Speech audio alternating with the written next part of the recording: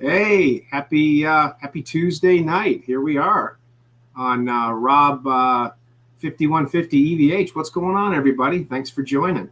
We're gonna have kind of a fun show tonight. We're gonna chat about a few um, guitars, maybe here and there, and some other stuff. And we got a couple really cool guests we're gonna bring in.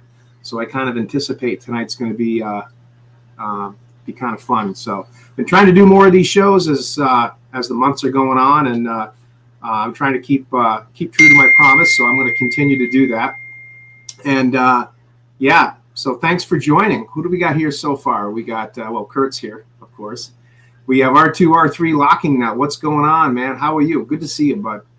The Chad, what's going on, Chad? How are you? The 5150 show, Andrew, how you doing, buddy? OU812, what's going on? Good to see you guys. Dwight Bailey, what's happening? Thank you for jumping in. We're going to have some fun tonight. Like I said, we're going to Jerry Like is here. Hey, Jerry, I'm sure your name is going to pop up once or twice tonight too. Ask away, ask questions away, and the three of us, and I'll introduce the other two here in a second, who you guys know who it's going to be. Jimmy and I will jump in, and Kurt and I will jump in and answer whatever questions we have. So, smallmouth guy, how you doing? So, without further ado, let's bring in our first guest. Boom! Here he is. What's Kurt. up? How you doing, buddy? Good, man. Thanks for putting this together, Rob. For sure. Yeah. I wish the three of us would be in person, but this will work for now. Get our fix. Well, we're going to have to talk about remind folks of our three of us is in person shenanigans. So don't be bashful to tell that story. Yeah, we had to keep Jimmy on a short leash. Well, speaking of Jimmy, I think I hear someone at the doorbell over here. So whoever you got here, who else is up? Boom! Here he is. What's up, fellas? Look at that hair. Nice. Like that, huh? I like that. What do you call those things? Those little weeble things. You shake them, and the hair is like. Yeah. And you go like this. Yeah. Right? With the old pencils. Yeah. Right. Well, mine's not much better. When I let mine grow, it does the same thing. But how you doing, buddy? Jimmy quit his job and he works for the mob now. That's the Irish mob too. Yeah. Jimmy wants to see you. Yeah. Now's good. Yep. How you doing, bud? Excellent. How you guys doing? We are doing good. We are doing really good. It's thanks for jumping in. Yeah, I'm glad we're getting to do this tonight. It's been a long time. So yeah, yes. We Jimmy's usually in the shows, on the chats, chime in here, and we give a couple of Jimmy Kaz and Kurt's usually in, and yeah. So I'm glad I got a chance to have you guys on. I was down visiting with Jimmy on Saturday. Some of you folks that check our social media saw, and it was definitely kind of fun. We had a good time. We recorded some music. Yeah, that sounds great. Yeah, it sounds great. So we got some sound clips that we're going to play, infrequently tonight, and just kind of show you what we were working on. And as time goes on, They're going to send me the rough tracks, and I'm going to track the triangle into the music. Yeah. I'm a hell of a triangle player. Yeah, seriously. Who else we got in here? We got Jason Romero in here. Thanks for joining in, Jason. We said hi to a couple of other folks. Who else we got? Anybody? Ryan, OU812, he's here. Yep. Ryan's here. Said hi to him. Guitar Talk Universe. Nice. How you doing, man? Thank you guys for jumping in. Ted Fair. How you doing, Ted? Tom, what's going on? And I think we got everybody else so far. But I want to say just compliments to Jimmy Carr for tonight's beverage. It is rum. There it is. Rum. This was a gift Jimmy for the wedding, for our wedding back 5 months ago. So thank you very much. And I'm glad you like it because I love it. So yeah, it's great. Yeah, we went down when we got done jamming. Jimmy's like, "Hey, did you try any of that rum yet?" I have not yet. He's haven't had a chance to say try this. And I'm like, whoa. So the first thing I did when we got home was pop that baby open. So, do you mix it with something or do you drink it straight? I drink it with Coke. Okay. Yeah, it's so good. Yeah. You had a couple of my house. You liked it. since I don't have any rum Halen here with me, I had to rub my body down with coconut oil. I hope that works instead. No, yeah. I wish you were here. We could lick you. Yeah, Slide all over your cart. yeah, right. Mikey Mojo is here. What's up, Mike? How you doing? Thanks for jumping in. Really appreciate it. Really appreciate it. So what's going on, gentlemen? What do we got? We're going to be showing some guitars tonight. We're going to be playing some sound bites of what we did on Saturday.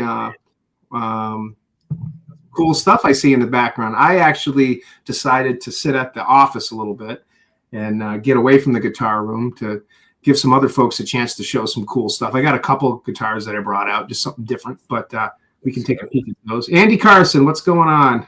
Grayson is here. That is my stepson.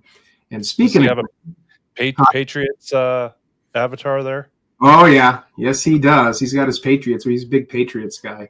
And speaking of Grayson, I'll show this guitar later. Here's a picture of him when I got the new neck that Donnie Ward built for me, and I painted it up. Here's him with the guitar a couple weeks ago. That is the 80 hard rock guitar. And I put a new neck on it, and Donnie custom built it, and I painted it, and it came out really, really, really good. So I'm pretty happy with that. So Grayson wanted to get a picture of that, so I thought I'd show that. Right. But I'm assuming we'll get into the details of that guitar later. Oh, yes, we will. Yes, we will.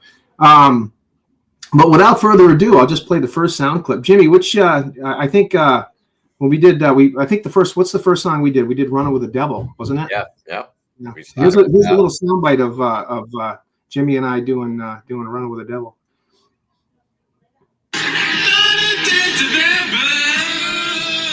Came out good. Yeah, you're killing it.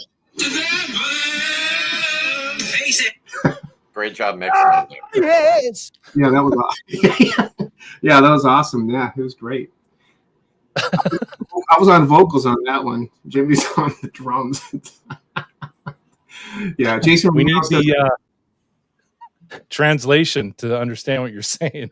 Yeah, mouthful of marbles. You know, sounds like Crackhead Bob, doesn't it? It's Crackhead Bob. I'll play one more that we did. You know, this is. This is Jimmy on vocals and me on keyboard on this one.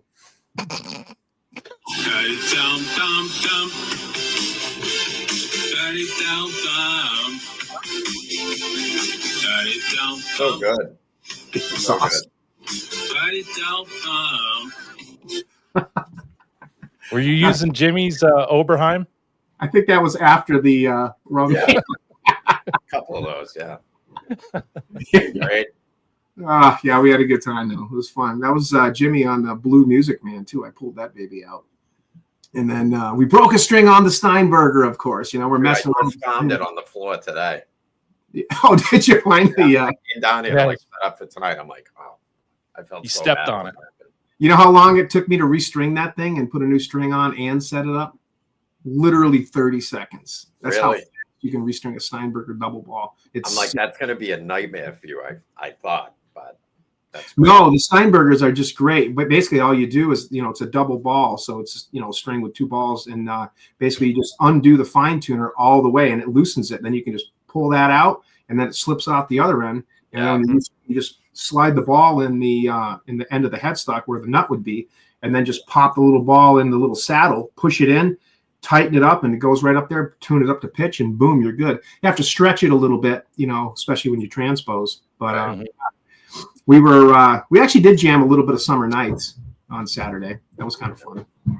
But Mikey Mojo says vocals are on point. Yeah, we did a little bit of Crackhead Bob. Nelson Rodriguez, what's going on? Nelson? How you doing? He said he's going to be Rob, how long ago did I meet you two knuckleheads? Was that 3-4 years ago? I think it was 21. We went to con together. I think it was 20. It was two EVH cons ago. 21, I think it was. It was right before. Yeah, it was November 21. So I had known Jimmy Carr through the chat and a few shows he moonlighted on Johnny's channel. Yep. And he shows up at Rob's house, right? You came to Rob's before. Yeah, we I went to drove the up. Con. Oh, that's right. Yeah. Yep. And dude, the three of us, it was like we'd grown up together. Yeah. Just like that. Of course, I was all pie-eyed after the night. I walk in and Kurt's like, dude, what a night we had. I'm like, oh no. I can only imagine. Jimmy's like, I know.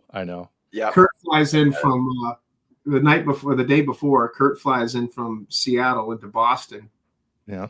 So I pick up Kurt, and I'm already half 3 sheets to the wind by the time I get to the airport. Well, shit, you had to drive around the pickup area like 3 times till you finally found me. Yeah, I know. And then that took 2 drinks right there. Yeah, totally. Yeah, at least. And we get back to my place, and I was living in my condo at the time, and we had a couple of drinks, play some guitar, hung out. Then we went out to get the classic hanger wings, which yeah, and had a good time with that. That was fun. And then we proceeded to drive home or the wrong way through and around Rotary. Yeah, you go through the Rotary the wrong way. Yeah. Lunatic. I think that one was like somewhat intentional, but Rob drove around that roundabout like it was a volume knob. To the right. Yeah, doing Cathedral. Yeah. Oh, yeah. Man, that was fun. And then it was cool as hell to meet you guys, both you guys. But I remember standing there next to Jimmy. It might have been an EVH con or maybe the gas station. He's like, can't believe I'm standing next to you. Dude, it was so weird. I'm like, what is going on right now? Awesome. Yeah, that was fun. The next morning, I wake up on the floor of my bathroom, literally. And Kurt's like, hey, Rob, you okay? I'm like, oh, yeah. I was going to fire carry you up to your room. Yeah. But your limp body was blocking the door. Yeah. Plus, I had some liquid on me, so he might not have wanted it. That was a great night. I would have done it for you. Yeah. But my little guy, Barney, I'll tell you, he was right next to me the whole night. He sat right next to me, so. Fine, best. Got to hang out with his dad. Yeah, and then Jimmy got there, and boy, that was a good day, though, wasn't it, guys? That was a good day. Yeah, that was a good con. You weren't hurting at all. That's the last con you went to, Jimmy, right? That's the last one. And I know, Kurt, obviously, it's the last one you've been to because, But yeah, I'd love to get back though to another one. It's funny. I messaged Joe Suma, our good friend Joe, who hosts the con at his music store, Greenwich Music, and has been having it there since, gosh, I think I want to say about 10 years. I think 14 or 15 was the first year he did it. Yeah. I think my first one was 16. I'm pretty sure 16 or 17. And, Joe's been having it. Typically it has it in the fall, like, the last weekend of October or first weekend of November. Yeah. And, the last one that he had was actually I think it was like the last weekend in January or the first weekend in February, because that's when Matt Anthony and Steve Nowicki and I went, because they spent the night here at the my guitar place, my guitar museum, whatever you want to call it, my house, and we all went down together. And I reached out to Joe probably about 4 or 5 months ago just to touch base, and I think he was kind of thinking about having it. I'm not quite sure if it's still on or not. I probably want to reach out to him again and just see. I know everybody's super, super busy and got tons of stuff going on. And I know it's a lot to put something like that together. It's not just open up the store and put an invite. Right. He shows up. You got to order all the food. You got to get all the equipment in. You got to set, because, we all play. Well, a lot of folks play guitar and sing and live band. You got to move shit around, He does such a great job too. Yeah. It's amazing that he does that. Yeah, Andy Carson says last week of January last year. That's right. So I'm not quite sure what the status of it is, but I'm going to reach out to Joe to see what's going on. Maybe if we don't get to something, prior to the summer, maybe we'll see something in the fall, hopefully. But it'd be nice to have you out again. I remember when I was either there or I was getting ready to go there, I posted on Instagram going to see the Van Halen Guitar Museum and people were like commenting, like, "Is this place public? Where's it at? Is it open?" Yeah. Like people thought it was like an actual like real museum. Yeah, it was cool. The last one they had, a year ago in January, Chris Gill was there. That was cool. I got a chance to meet Chris and hung out with him, and yeah, he had some really cool stories. And there was some cool stuff there. Yeah, some neat folks. It's always great to to see everybody. Mikey Mojo says, "I met you, Rob." Yeah, I think Mike, you were there. I think. Yeah. Yeah. And, I think he's been to 2. Yeah. Yeah. It seems like it grows every year. There's more people coming that know about it. And Baba Booey too. Baba Booey was there. Yeah, that's right. Gary was there. Yeah, from Howard Stern. Yeah, that was funny. Yeah. Actually, speaking of Howard Stern, Steve Nowicki got up and ripped a mad version of Hot for Teacher on his. Saw that. And he did Best of Both Worlds. He did a kick-ass job. Speaking of Steve, he's actually coming out to my place this Saturday.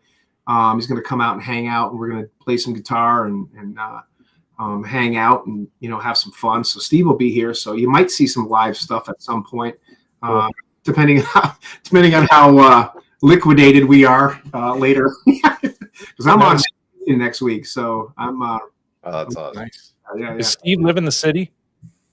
Yeah, he lives in Brooklyn, New York. And actually, I was out to see Steve last month. I think it was a month and a half ago. I went out, and he's got a neat setup too. He's Steve is. I don't know if you guys heard when Steve set us up. He set Joe, myself, and Anthony Sajazi, another good friend of ours, on the Howard Stern show, and we John Lieberman interviewed us from Howard Stern. And there's I don't know if you guys heard that when it was on. Yeah, you sent me the clip. No, yeah.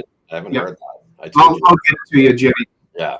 I'll send you the clip, and we all talked about our guitars, and I gave the story of my roster with a cat puke and everything. It was pretty cool. But so Steve set us up pretty good with that. But I'll tell you, he's got a good setup, and his guitars, his 1984, his 5150, and his Hot for Teacher are just like, it's almost flawless. I'm talking like Chris Hubbard, Matt Anthony, Nick Amendolara quality stuff. Because they're all really good. Justin Kananovich, all those guys, they're just amazing. They all have such talent, they really do. As a matter of fact, this is my 1984, and this is the one that Matt did for me.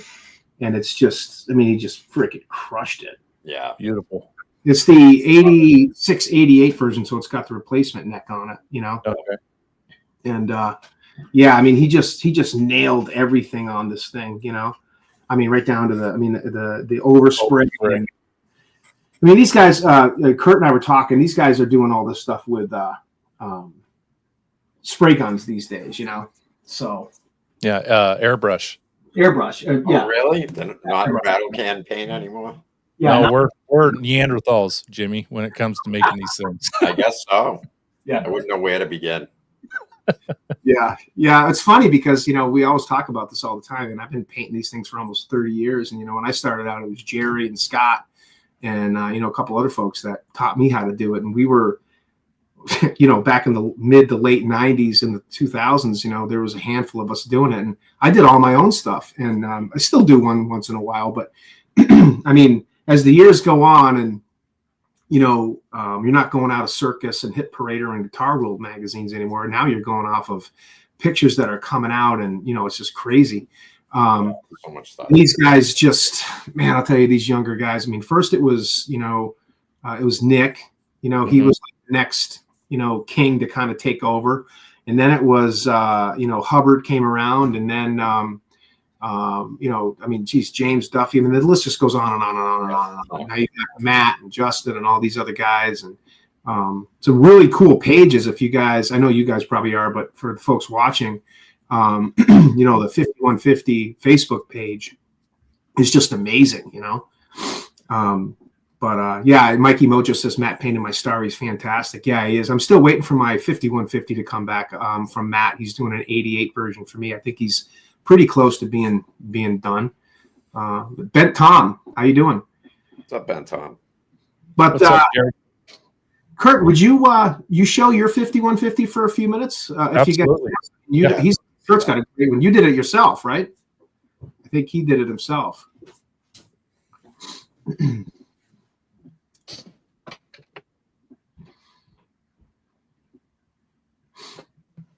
that's your old neck, right?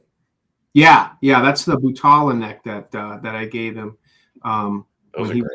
Yeah, Randy's. Oh gosh, what's that great stuff? Sure. Hey, but I see you're still wearing my jeans, Kurt. The buckled jeans there. I took them out of your drawer. When you showed up at my house 4 years ago, I'm like, dude, those jeans are awesome. Where'd you get those? You're like, oh, my wife made them for me. And I'm like, oh, what are they made by? They're BKE buckle. And I'm like, oh, so I like all my jeans are those now. And I can thank Kurt. What kind of underwear do you wear? I want to get your underwear too. Not wearing any. Good answer. Good answer. We're going commando. So I don't know if Rob teed this up, but one day he called me out of the blue and said, "Hey, I'm upgrading my neck." Was it a Donnie Ward neck? Was going to be the one you were upgrading, right? Yeah, so that was one of my other 5150s. Donnie was working with Chris Locke at the time when Chris owned Locke Guitars, or managed it, I should say. And they were working on a new version of the neck. And Nesdahl, Dave Nesdahl, rest in peace, buddy, had got one, and I checked it out. I'm like, oh, this is cool. And they, there was speculation that the shape had changed and it was a little shorter, and there was all this. I shouldn't say speculation. I should say, some folks did some research and thought that. And now we're going back to it's actually bigger, like what Kurt's is there. And so, I wanted to upgrade it, and so I got the new neck, and I was going to keep that neck and do it on another project. But then a couple of other things happened, and I was talking to Matt, and he was going to do another 5150 for me. So I knew Kurt was building one, and I'm like, hey, dude, here you go. Just take it, and I wanted it to go to a good home because it's an awesome neck. And that was painted by Chris Hubbard and modified, and it's right on the money. Yeah, so Rob gave me the neck, and then I started putting parts together. Got the body from Locke, Basswood, threw it together, so it fit perfect, which was cool. And then I did the paint job myself, did the reliquing myself. I don't know how close you've seen this, Jimmy. Yeah, not this close. It's freaking awesome. So, yeah, the color looks great too. Put in the Pariah. Pasadena black, got a German Floyd with the old school arm. This is for Rob right here. Got all the Swiss cheese and the the metal stud, the metal washer. Metal stud. But the neck turned out great. It's in good shape. It's got some cool figuring on the back. Yeah. Steel block in it. And then Kurt, I got Ryan says that Walt says you got a stripe off. Yeah, some dude on Facebook was trying to tell me that the stripes were off and these decals weren't the right ones, and we ended up getting in an argument. But this is one of the ones with the arm contour on it, which is cool. Yeah, and you did that body all yourself, right? Yep, all myself. So pretty cool. This is a great guitar and really light. Yeah, and kind of what I've found, and I don't know what your guys' opinion is on these guitars, but for me, the lighter the wood, the more they ring out. Yeah, especially if you have a big steel block on it, even more so. Yeah. Totally, 100%. You said that's basswood, that one? Yeah, basswood. Because there was that theory back when Ed was, heavy guitars were the ones he wanted, thicker body. Yeah. But seriously, if I go up to all my guitars and just strum them on the wall while they're on the wall and on the hanger, the ones that are lighter in weight just ring out longer. It's kind of cool. That's interesting. That is the best test of a guitar. I've said that since for a number of years. For me personally, anyways, I can always pick up an electric guitar. Typically a guitar that has anyone really, and you just hit an A chord or a G chord or whatever, power chord, whatever, and hit it acoustically, and you can just feel that resonance. And if it rings out, it's like, whoa, it's amazing. That's how I really feel the guitar, because I like a nice low action. And Robbie Stingle's here. Hey, Robbie, how you doing, buddy? And we've also agreed, yeah, that looks pretty cool. You put one of Mike McGuire's or even some of the other folks that made them, like, Jim Francis, Kyle Finch, you put one of those whale tail or a real one if you can find one, like finding a live dinosaur. But you put a Floyd on. It doesn't even have to be a FRT5, but you put a Floyd on and you get one of the big steel blocks, like one of McGuire's big steel blocks. I mean, it is night and day from brass. I'm not much of a brass guy. Yeah, a big block just ring out. And you're right, Kurt, on a light body. Yeah, basswood. It's just amazing. Yeah. And then Michael McGuire with the string retainer and the string tree, and then the stupid double tab shaller that's not even being used that cost me $70. Had to have it though. Not even being used. Yeah. But yeah, it's all for sure. It's all the shit we do for accuracy. Pretty fun. Yeah, I know. Which I kind of got that from Rob. Because before it was like, I get it close. Now it's like when you start getting into the hardware, it makes it fun, in my opinion. Yeah, try to get as close as you can. It's endless. It is. It's addictive though. It's like like anything else, guitars, guns, anything that you really enjoy. It can be addictive. You buy one or two and then you get into it and it's like boom. Absolutely. I gotta have that. Of course, it doesn't help when you got people like period correct out there, with all these little making it so easy in the stuff, and that's the funny thing, I had a real Hanson Metalworks FRT5 up there, which is whale tail, which is the real one, which is going to go on the 5150 that when I get it back from Matt. And I actually got that one from Jerry of a few years back. And I mean, those are so hard to find. And Hanson Metalworks was the company that was, making the FRT5s while Schaller Germany was tooling up. So they only made about 800 of those original whale tails, FRT5s. Yeah. And then, Eddie had a whole bunch of them on his guitars. And then when Schaller took over, that's pretty much what we ended up with today. But I bought this Floyd off Jerry. Oh, did you? Which one is that? Is that a 84 reissue? Vintage German. Oh, nice. And you put the big steel block on it, yeah. I put the big steel block on. I put the brass fine tuners, and then actually I've been doing this on a couple of my guitars. These are FU tone screws and blocks, but they're black. They're not the. Oh, nice. They're not the titanium. They're titanium, but they're black titanium. Yeah. Well, that's great. Jerry's the best. He just texts me one day. He says, "Hey, I got a Floyd. I'm getting rid of. You want it?" And the price was I couldn't pass it up. Jerry's stupid double tabs, he says. I know. No, Jerry's great. Jerry reaches out to me a lot too. Hey, I'm getting rid of this. You want it? It's like, yeah. Yep. I mean, I can't think of how many different guitars I've got off of Jerry's. The last one, I think the last one was the Music Man, the Amber #1 Music Man.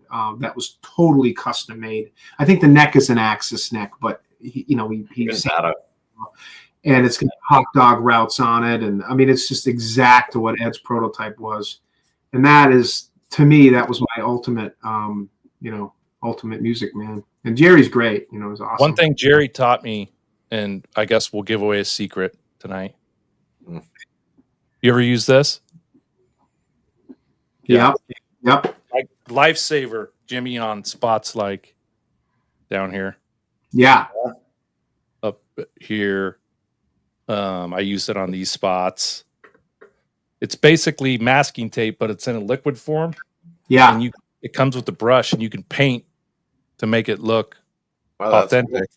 Yeah. And then when you put the let's say sunset orange over it, as soon as it dries, it just peels off with your fingernail and then keeps the paint. It's like liquid tape, really, is what it is. It's so cool. I know. Yeah. Great. But it's made in China, and when you open the stuff up, you get like black lung. It stinks. Yeah, it's like asbestos. It goes in your exactly right. 10 years off your life, Yeah, that's a great guitar though, Kurt. It's awesome. Thank you. You did a great job. Yeah. What do you got, Jimmy? You want to show something? Sure. I'll show my 5150 while we're talking. Sure. Sure. While you're waiting, I'll show something. 10 minutes is over, Rob. You can. Yeah, I know that. I don't think this is that big. Yeah. So this one. Oh yeah. Has the Maguire FRT 5 on it. That's my next purchase when I got $600 to flush down the toilet. I've ever had on a guitar by far. So Nick did this one for me. Yeah. How old is that, Jimmy? So I've had this 6 years, 8 years, maybe going on Wow. 8 years. So this is popular. Yeah. But it is okay. Yeah. And I think the only thing I'm ever going to do is change the neck. I was talking to Rob about that in the future. But yeah, there's so many good options out there. What neck's on it, Jimmy? I can't even remember, to be honest with you. Yeah. Yeah. It could be a music craft. I'm not sure. I think I played that on Saturday when I was down there and I was feeling it. Yeah. And without taking, obviously the neck off and seeing what it's stamped, that I do think my belief is that is a music craft because the texture, I know how those necks feel. I think that's a music craft. And that is a super, super, super neck. Yeah, it's great. But it's the headstock that I'm, the feel of it, perfect. Nothing wrong with it. But, just trying to get this one as close as possible, Yeah. Yeah, that's a great neck. And, Jimmy and I were talking, like if you ever, I think what he was kind of thinking about was maybe doing a 84. Yeah, that's what I was thinking. Using the neck and just repaint the headstock. Repaint the headstock, absolutely. Yep, definitely. Because that's definitely got some, personality to it. Yeah, 100%. It looks awesome too. Yeah. Who painted that, Jimmy? Nick did. Yeah. He did a bunch right around the same time for me too. So that's why I can't remember every little detail that he did to it. But like the body, I'm not sure where it came from. It could be all Musicraft, could be Lock and Musicraft. I don't remember. But yeah, I had to start putting them in my notes on my phone just so I could remember what pickups in it, what the body is. Starts to add up. I mean, shit, I only have 9 guitars. I couldn't imagine how Rob keeps track of what he has. Yeah, it's not easy. Seriously, there's so much to all you have so many. Oh yeah. But this one, Donnie Ward. Yeah. Oh, I love this thing. Yeah, that's a great guitar. Yeah, that's what mine is too. Mine's a Donnie one. Yeah. Did you buy that straight from him and then? So Nick got it for me from him. Okay. Painted it, and and the completion date's my birthday on the oh, cool. The pickup cavity. Yeah, super cool. So yeah, as a matter of fact, on Saturday, I think I was playing that. Didn't we? This is me when I was playing it, right? I think.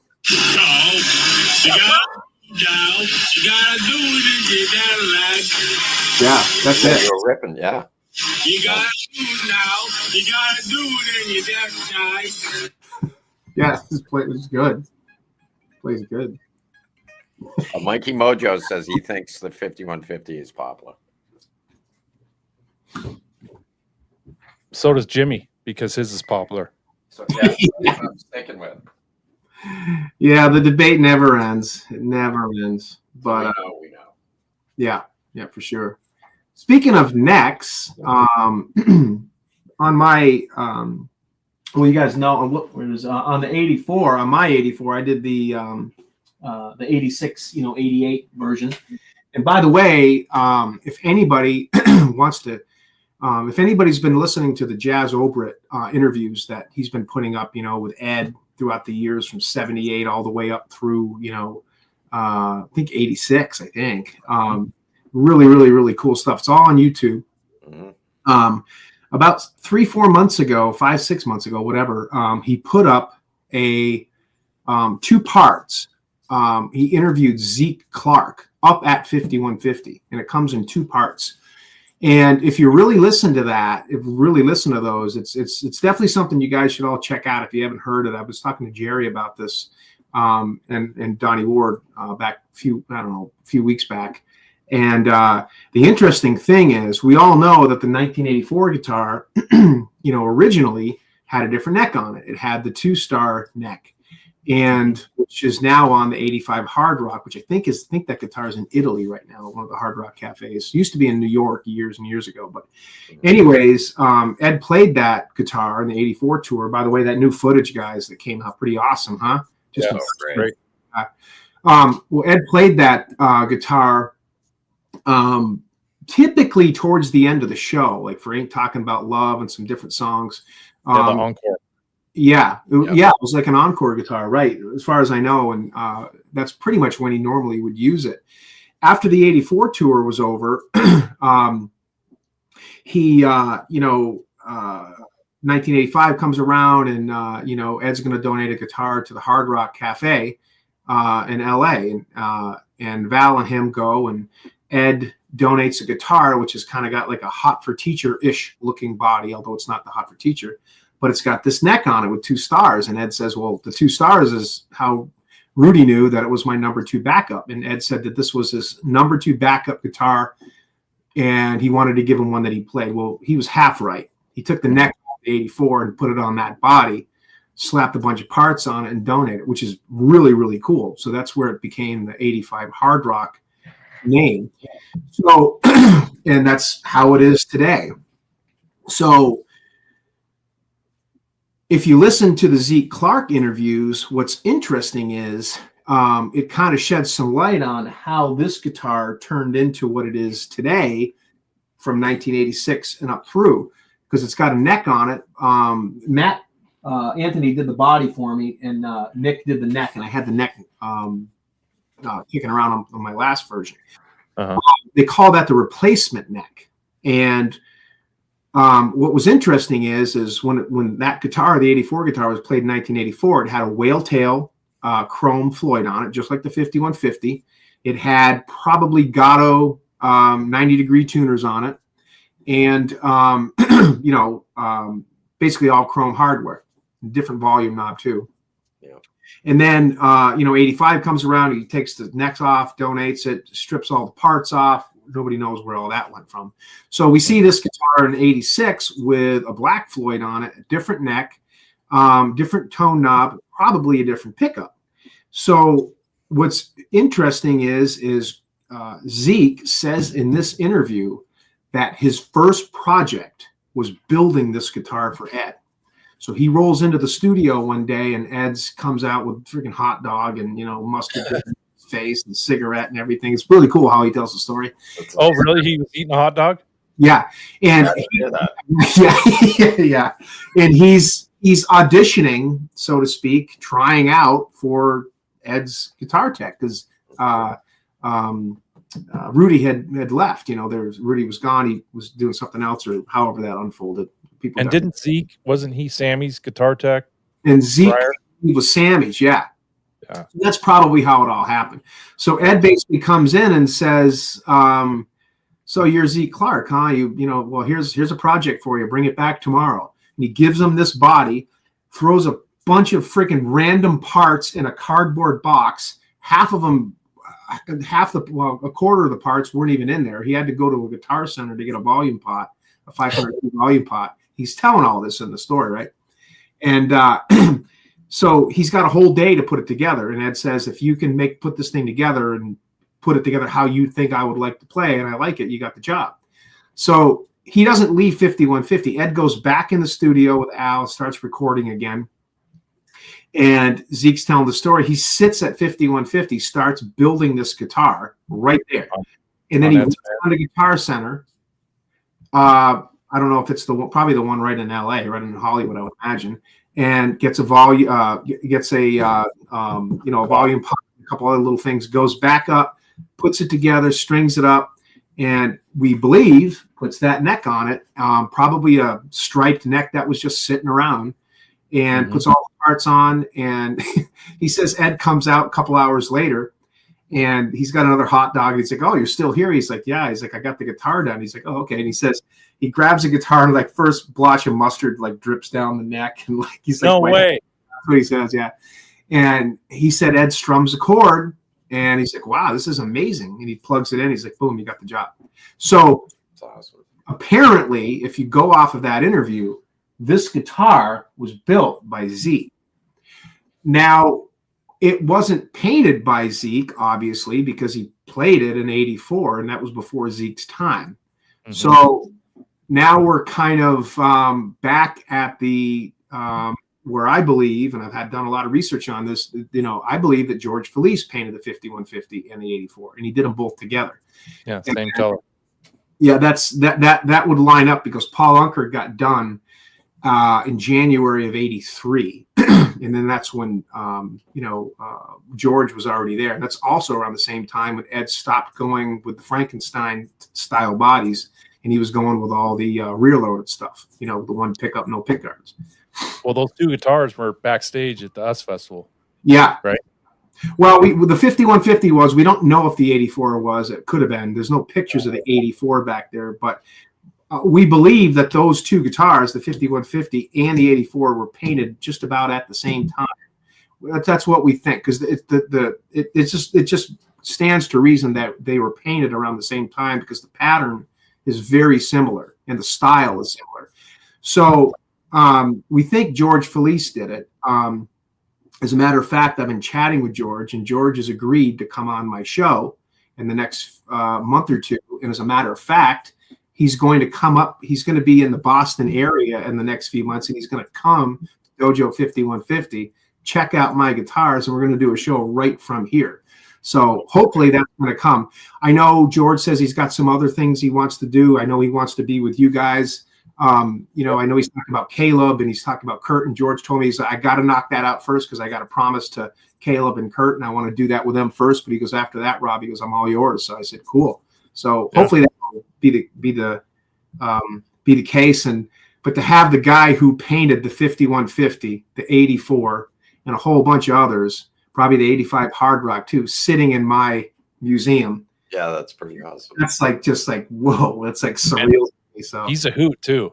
George is hilarious. We were on the phone for like 3 hours chatting like a couple weeks ago. He's just a great guy. Yeah. You got to keep him on track. He has a tendency to veer. Yeah. But cool. Yeah, so that's kind of the story with the 84, and apparently Zeke built it.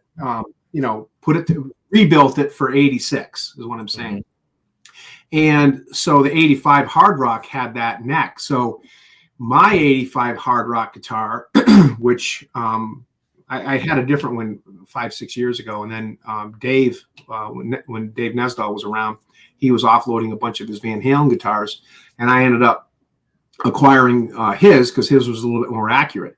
The only thing that wasn't really totally accurate was the stripe pattern on the neck, on the headstock. And the shape was a little bit off. It was 250-ish, and the tuner holes were in the wrong spot. And it always kind of annoyed me, and I always like, I got to do something different. So I was chatting with Donnie, and I was going to actually have Musiccraft. Scott was going to make me one, and everybody just gets crazy busy. And Donnie was looking for a few projects to knock out. So he says, I'll do one today. He literally built this neck in one day and shipped it out the next day. And I'll show you guys some pictures. So this is about, let's see. This neck is about 3 weeks old. The guitar's in the other room. Yes, so, Andy. Wolf has 84 now. He got it for Christmas, I think, when he was like 14, 15 years old. What's this? The 84. Wolfgang has it. Oh, yes. Yeah. He showed it on Howard Stern. Really, really cool. Yeah. I can't remember if he got it for his birthday or Christmas. But I think it was Christmas, according to the Dwyer and Michaels radio show. Yeah, Christmas. But yeah, so he has it. There's a card in there that says Playboy. Yeah. So here is the neck. Actually, that's not the first picture I wanted to show. Where's the other one? Playboy. Okay. Well, anyways, I had a picture of, had it all ready to go, of this neck. But anyways, this is, you can tell, right? You can tell that the wings were glued on, and he's redoweling the holes, and so this is it right from the get-go. What kind of wood does he use on the wings? Birch, I think. I think it's birch. I'm pretty sure it's birch. Yep. Yeah. I had a couple other pictures handy, but I couldn't find them anyway. Well, anyways, here is let's see. Nice. There you go. Product. Good shot. Came out amazing. You can see the hook on the end. Yeah. It's a little bit more hooked and it's got more real estate, so to speak, after the 6 tuner. Uh-huh. And then here is another picture of it. Wow. So he sent it to me. I got it. And here's the real one next to one of Donnie's templates. And so that's pretty much what we went off of. Yeah, And when I really see the hook. Yeah. Really Totally see that hook. Yeah. And, these guys are just the best of the best. And then it came in. So I sprayed it white. I painted it myself in about 2 days. I had a template right here. So that's me after I sprayed it white and taped it up. So proud of you, Rob. You're a real boy now. Yeah, I know. See, I still got a little stuff left in the basement, so to speak. I can there you go. Getting it done. Here it is when I got done. And then I did a little bit of relicking it and put the logo on. You can see it's even, and there she goes. Very nice. Looks really good.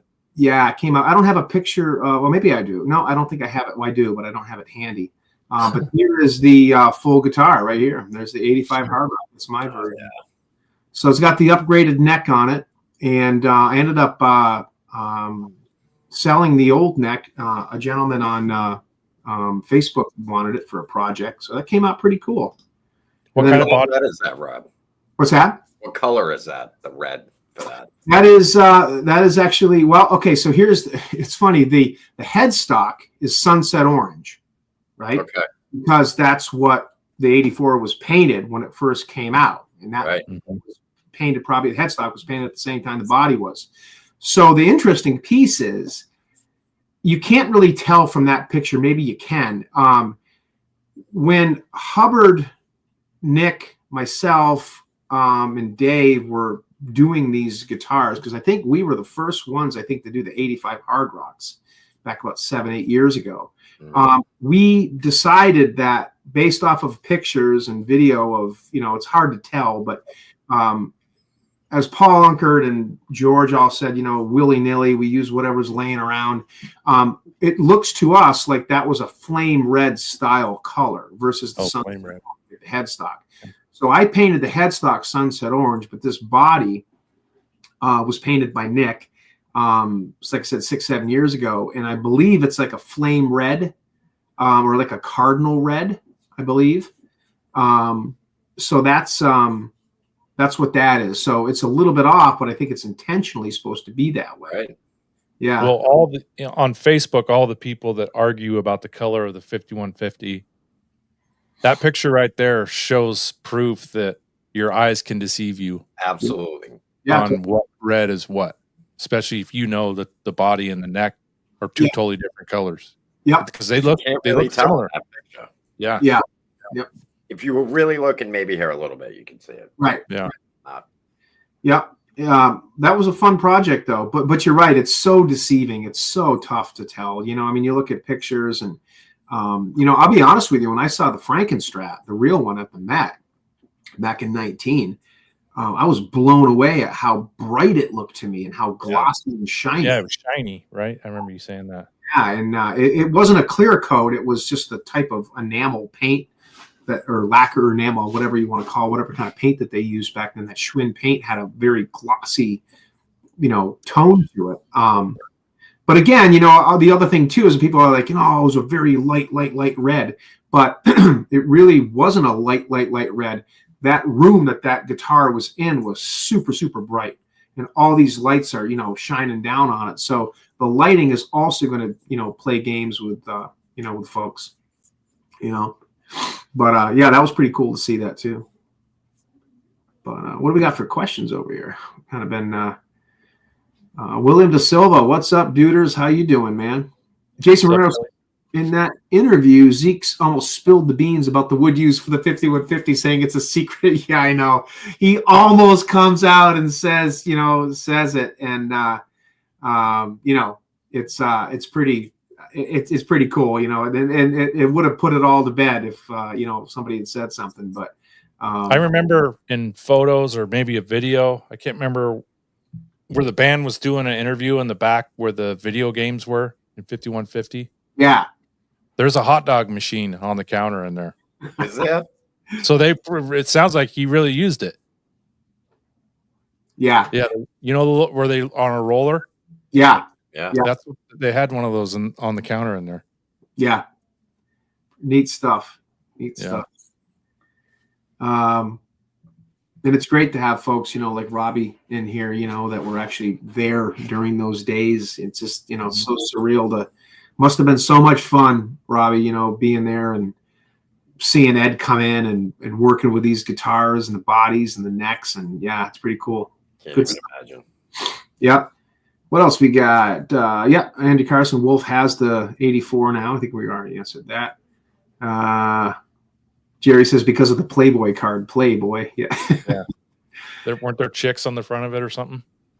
Yeah. Yeah. Right. Yeah. Yeah. It was like a Playboy magazine card. And it said Playboy. Tom says, any plans to make the black and white Kramer in the new Vega footage? You know, another great thing that came out we've all seen the pictures of Ed playing. There's like 3 floating around. Yeah. And then the pictures of it sitting in 5150 back in the 90s. But there was no footage of it, you know, live footage. I mean, and, you know, video footage, I should say. So I'm wondering, are we going to get some footage of the Rasta? Because he played the Rasta live in 82 and also the multi-tape guitar he played in 82. So hopefully that comes out. But that'd be great. We did do a replica of that, Tom, about 6 years ago when some of those pictures came out of Ed playing it live. I believe Chad Wall, who's on this call, had one made. And Hubbard did one, did a couple of them. I did one. I ended up getting rid of it. I may do another one of these days. But it's a cool guitar. But I mean, I like it. I actually really like it. It is cool. The pacer neck, and you know the body. It had the input jack on the top of the body. Kind of cool. You know, neat stuff. And I'm sure that had a whale tail on it. You know, I would almost guarantee at that time. But weren't the sides black? And I can't remember if the stripes went over the sides. No, the back and the side was black. Yeah, and, right. Okay. And then the paint job just went about a half an inch over to the side, and then it stopped. Okay. And yeah, Chad says in the back, Chad says that he had one. Yeah, I just said that too. And then yeah, Chad had. I remember Chad sent me a picture. I still have a picture of the body that Chad had. See if I can pull it up. So it was a real one too. That's a real one. Yeah, it was a blue one. Let's see if I can pull that picture up here. 82. Really cool. Yeah. Hang on, Chad. I'll see if I can find that picture because you sent me the picture. Chad actually sent me the picture and was like, hey, I'm going to build that guitar. Look at the guitar I'm going to use for it. And it had a different neck on it. I think it had a rosewood neck, didn't it, Chad? And you sold the neck and then Nick made you the pacer neck. I'm pretty sure that's what it was. Jerry said he bought the one Hubbard did, and it was mostly done with Sharpie. Yeah. Really? Jeez. Wow. I'll find this thing. It's coming. It's coming. Here it is. So I believe, Chad, correct me if I'm wrong, this is the guitar that you bought and used. Cool. Yep. Kind of neat. You can see the input jack on the top. Perfect. And Nick did it and did a freaking great job on it. Chad's Chad and I have, as we've, all of us, we've been friends for a long time too. And Chad's had some really amazing guitars. Oh yeah. Amazing stuff. He has a hell of a collection now. Yeah. He's also one of the very few one of us that has the Steinberger GL2T, yeah, pretty cool stuff. What else we got? Yeah. What else? Let me show my Frankie. Yes.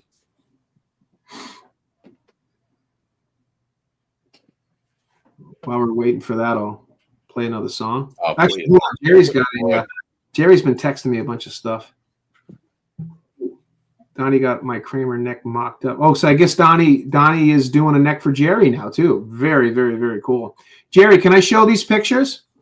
I won't be able to upload them. I have to show them on my phone because I haven't preset them. But If you want me to show these pictures, I'd be happy to. If not, I'll hold off. Now, Kurt, that Frankie, gosh, tell me. Oh, okay, that's your EVH version. Okay.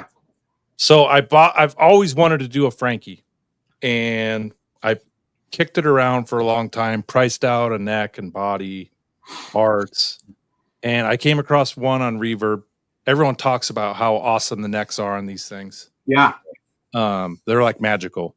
Caleb. So, Yeah. Says, right? Yeah. So I found one on Reverb, second year run, and I made the guy a lowball offer, and he took it, like just over $1,000. Wow. So I got it, and I freaking tore it apart in Rob fashion. One of the things that bugged me about the EVH is the trim cavities, bare wood. So I painted it red, which was kind of cool. It was hard to get the right color. This is cardinal red, duplicolor. And then the other thing that bugged me was the horn, how the horn was off. I don't know if you guys know how this top horn's different on the EVHs. So I think this originally was white. Yeah. And this was black. So I actually painted and fixed it to make it look more like the real one. Yeah, a lot of them were different, weren't they? Yeah. Depending on what run it was, or yeah. Looks So like you got that horn scraped. What's that? Looks like you got that horn scraped. Scraped with what?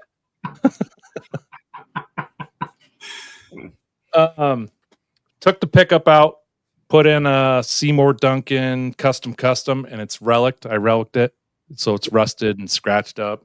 Okay. Look at you. Took the Floyd off, put a real German Floyd, did the screws. See him, Rob? Oh, yeah. Old school bar, put a brass block in it, put the reflectors on, changed Kurt, the those screws, are those the one that from that company AX Effects or Axe Effects or something that you showed me that sells those screws that screw into the bushings with you showed me it. Oh, did I show? I thought you showed. Well, anyways, is that same place that you got them? Yeah, that's nice. what they are. Nice. And they're chrome only. So there you go. Paint pen from Sharpie, which this stuff, if you guys don't know, you know how Sharpie has like a purple hue to it? Yeah. This is like black. So this is another trick. Sharpie pen. Nice. Paint pen. Got the tape and the eye hooks, but the only thing that I'm going to change probably next is eventually I'll change the tuners to Schallers. Yeah. But that's pretty cool, dude. That's great. Are you going to sand the logo off? I don't know. I haven't got there yet.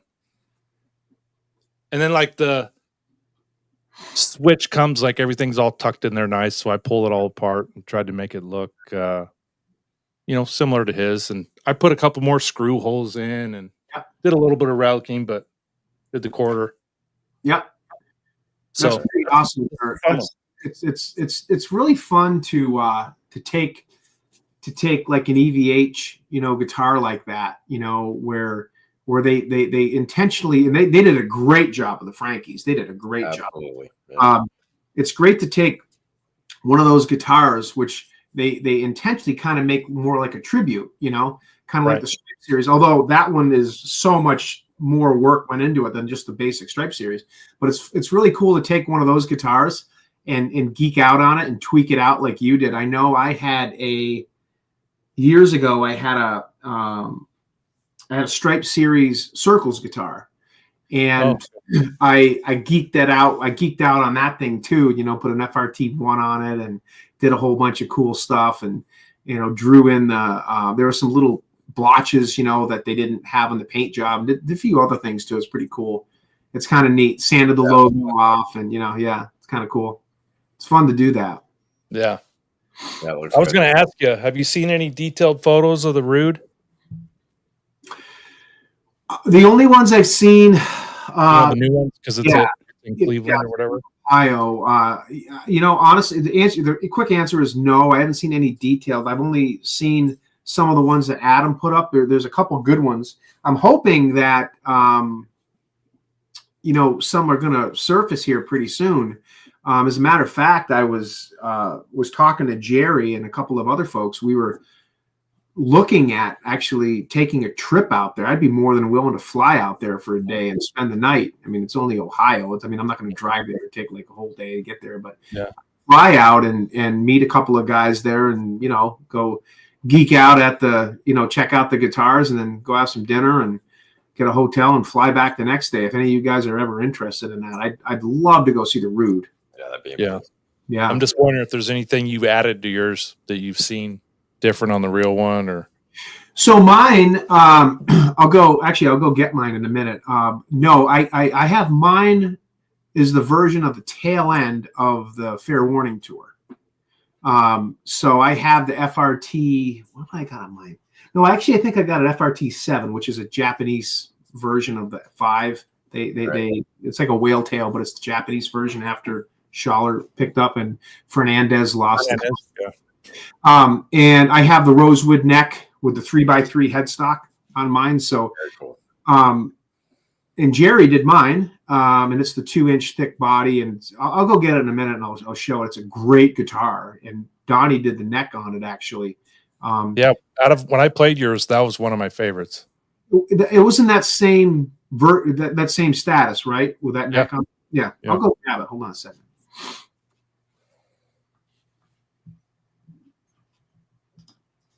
So, Jimmy, you got any projects coming up? Nothing. The last one I had done was my Frankie ad. I had that one done like 2 years ago. So if I do one, it'll probably do a Bumblebee in the future. Yeah. Now yours is an EVH, right? That's one you built and painted. Yeah, I built. That's I think the third one I built. It's a K&E Northern Ash body. Yeah. I can't remember where I got the neck. I got it on Reverb. I don't even know what brand it is. Put a tone zone in it and German Floyd. It's kind of a hybrid, Bumblebee version. Everyone's like, why don't you put the non-fine tuning Floyd on there? And for me, it's like not functional, Yeah, it's kind of a pain in the ass. But they're cool. I mean, the Bumblebee's a cool looking guitar. I think out of all of them, that's the one that sticks out the most. Is like, wow, that thing looks badass. Yeah, I've always loved the Bumblebee. Always. Yeah. Yeah. But I told you I had a odd series for a while, but I always wanted to do a replica. Yeah. Yeah. And at what point do you have enough, Yeah. I mean, I try to play these as much as I can, and it's hard. It really isn't. You know how many guitars I have that are just out of tune? They need new strings because I pick one up. You know what I mean? Most of the time, it's one guitar I'm going to play on a regular basis. So, yeah. What's the green one next to the acoustic?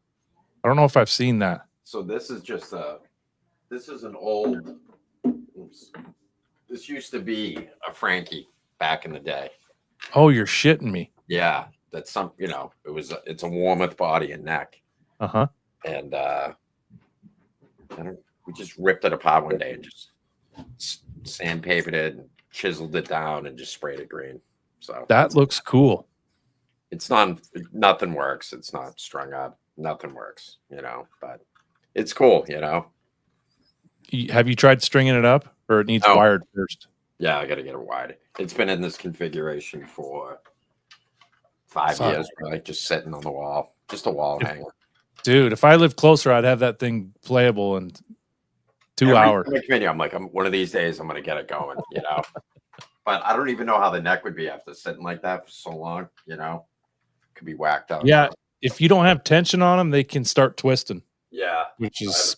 That's scary. And it sucks because it was a great neck.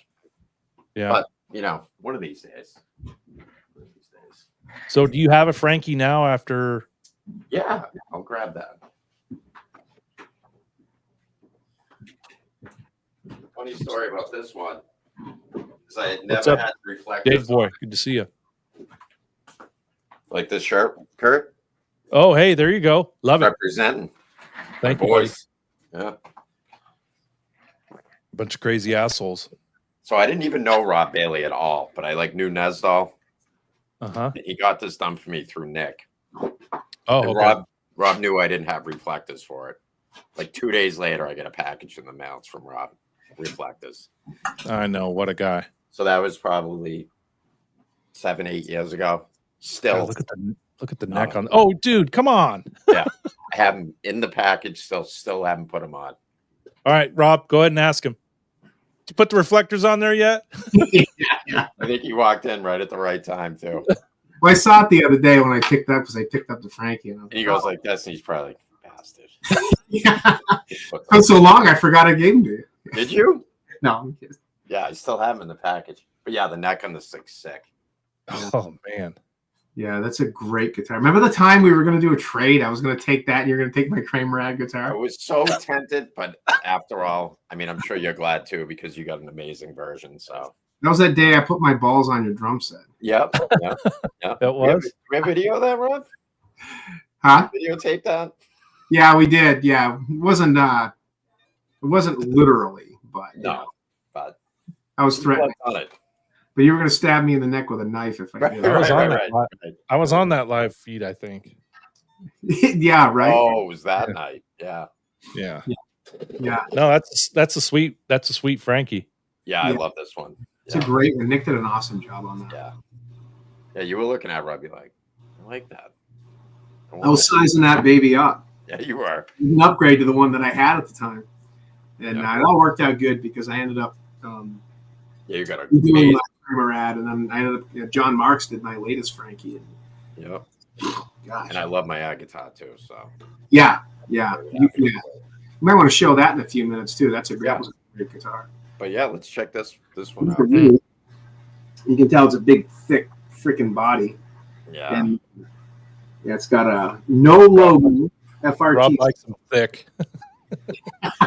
Yeah. So this is the version of this guitar that would have been at the end of the Fair Warning tour. So Ed had a maple neck on this guitar in the beginning of the tour, and this actually had at the time. The only thing that's not right. This was an FRT 1, I think. I think it was a 1. Oh, son of a bitch. I know, right? That's the only thing that's different. But this is the neck that's on there. That thing plays so good. The neck feels great. Yeah. How long's that neck been on there? About 4 years, maybe. Yeah, I've played that one. Solid tabs on it, like Ed had. Look how close the string tree is to the. Super close. Yeah, I didn't even know it had one on it until Donnie was like, "Yeah, there's a string tree on that." It never looked like it even had one because it's so. So close. that's not even relic. That's like brand new. Yeah, because it's really not. I think this thing got painted sometime in 80 or early 81, 88, whatever you want to say. But it so this doesn't really not have much relic on it because it's kind of that era. If I was going to do one that was more current, obviously I'd put a different neck on and different pickup and knob and bridge and everything. And plus, at the time the input jack was flopped around like the Circles guitar. Backwards. Yeah, this is a cool guitar. It's real cool. These bodies were really neat too. This one, the Circles guitar, and I don't know if it was the Hog. The Hog might have been the same way, but you can tell that's the bottom of the pickup. Yeah, it's just hollow right through. And the other thing about these guitar bodies, and I think Lynn Ellsworth did these, is the if you can tell, the contour here is different, and the contour on the back is different. Yeah, it comes to a point like an axe almost. Yeah, the side contour. Yeah, and Jerry had that guitar made, and painted it and put it all together, and I got the body. I think it was loaded with the pickup and the knob or the pot and everything, and I put all the rest of the stuff on. I did have a different neck on that at one time, and I didn't like it. It was the same style, but it didn't really work too well. So Donnie did a brand new one for me. Excuse me, I think it plays like butter. Yeah, it's really awesome. Yeah, I was able to meet Lynn Ellsworth You met him? Really? Wow. Yeah, he lived in Spokane, which is 3 hours east of me. Oh, that's awesome. I was there for work, and I stopped by his shop. So this was probably, I don't know, 6-7 months after EVHCon when I was with you guys. Yeah, really? Yeah. Wow. That's awesome. Cool. Yeah. He would pick up a chunk of square wood, and he had a rubber mallet, and he would bang the wood, and that would determine if it was going to be a good body because of the vibration it would give. Yeah. That's pretty cool. I know Donnie, Donnie was real tight with him. Yeah, he was. Did some really cool interviews with him. I think it was Fruitcake Tony's channel. Yeah. And that was cool. That was too bad he passed away. Yeah, he's a pretty cool dude. I never got a chance to meet him, but I would have loved to have. Stories these guys must have, you know? Yeah. Oh, I wanted to show this too. Jerry was wanted me to show this. So Jerry's having Donnie build a neck, and I believe, oh yeah, okay, so it's for his 5150. You can tell he's getting. Oh, okay, I see it. Yeah, the glare in here is kind of not too bad. There we go. Whoop, it's not. Oh, there we go. That's better. Just tilt it a little bit. That's what she said. Nice. Jerry's a maniac. He never stops, does he? No, he doesn't. That's great. No, he's always got something in the mix. Guy's awesome. And yeah. Now Donnie has a shop at his house. Is that kind of his? Yeah, man, I'll tell you. And he does. He has all the equipment and the machines. And I think he said his CNC machine took a dump a few days ago. Oh, no. Process of this is like maybe mid last week. He put something out on Facebook saying that his CNC machine went down. So he's in the process of working to get it fixed. And he was actually selling a couple of guitars, I think, because I'm sure those things aren't exactly cheap, you know. Yeah. But Lou Sequoia, hi from Quebec. Didn't get the bell for some reason. Well, thanks for jumping in, Lou. You can go back and check it out. Nick Horton's here. What's up, buddy? How you doing? Hey, Nick. What's up, Nick? Davey boy, how are you? Brent Tom says, why are you guys not wearing black masking tape mustaches? Groucho knows. But yeah, I'm trying to think. So somebody asked me on the last show if I would talk a little bit about the Sammy Hagar guitar. Yeah. Real quick before you get to that, Rob, the Largo video that just came out a week and a half ago. Amazing upfront video of the Frankie during his solo. Yeah. I don't know how much of that you looked at. I watched most of the show, but I did watch the solo briefly, but I was kind of in and out. I did not really pay attention to the exact footage you're talking about. Really? Yeah, just cool seeing it, video of that thing up close. I mean, we all seen thousands of pictures from the Met, but to see it in '82, right before he quote unquote retired it, I just thought that was a cool experience to see. I'll have to check it out again. But could you tell the bridge? Did it have the gold bridge on it? The FRT. It had the gold bridge. Oh yeah, that's cool. One thing I noticed too on it. See if I can do this right. This spot right here looked like it was a lot of bare wood. Yeah. Yep. I got a picture. Speaking of that, I'll show right now. I'm gonna have to do some sanding. Right, Rob? Yeah, you gotta get right on that. Yeah. Somebody sent, I think it was Jerry sent this picture back a few weeks ago on one of the shows of '82. Yeah, that's the one I'm talking about. That's the shot. Yeah. You see the wood there? Yeah. And the gold Floyd. Yeah, and you can see the nasty cordless too. He's using the nasty. Oh yeah. You will have one day. Yeah, one day we'll get one. Gosh, these things are freaking bare to find. Man, I know. I made one. did a mock-up, and it's okay. I mean, it looks cool, but I mean, it's not the real one. I don't even care if it works. I just want the box with looks cool from 50 feet away. Yeah. Yeah. But Ben Tom says Baltimore, Washington. For me, Largo, Maryland will always be called Baltimore, Washington. It's funny. I don't even know where's the Largo coming, because Dave says all the time, Baltimore, Washington. Where's Largo coming from? I don't know. Always said Largo. I know what it is, but yeah. But that was cool footage. It sucks that it was taken down so quickly. Yeah, but the trading, it's still up. Yeah, you ripped it. Actually, I ripped it too. I have it on my computer. I just downloaded it. So, I all this cool stuff coming out. You got to get on it quick, because some of it's not going to last. And it's going to come from Joe Blow fan too, that has the footage. Yeah. Speaking of that, it's so funny too, because here we sit. Eddie has passed. 5 years now? 5 years. 5 years has gone by. Al's done a book. Al's been out and about, doing interviews and stuff, which I think is totally cool. And Sam and Mike have been out and done the tour, which I was, my wife and I were lucky enough to see back in the summer, and I thought they did a great job. So all this stuff is happening, and we're still getting products from EVH, which is cool, and new stuff is kind of coming out and leaking out here.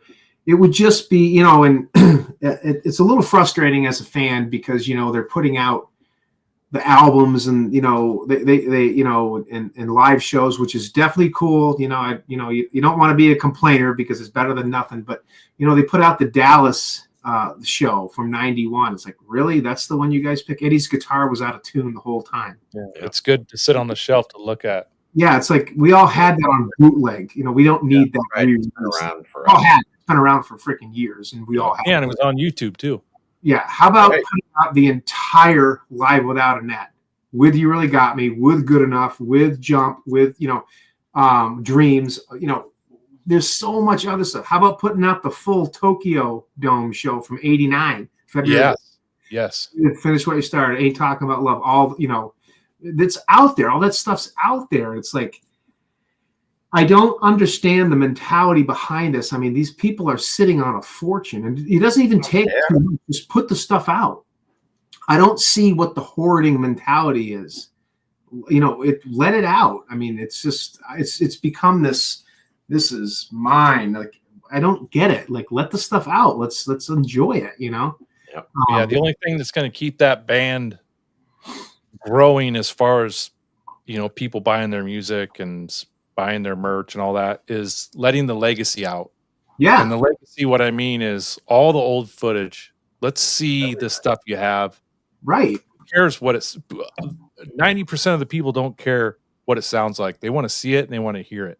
Yeah, totally. Like, it's not that big of a deal. And eventually the bands, I mean, I'm not going to say it's going to be forgotten about, but while most of the people that enjoy Van Halen are still alive, they should continue that legacy with releasing stuff.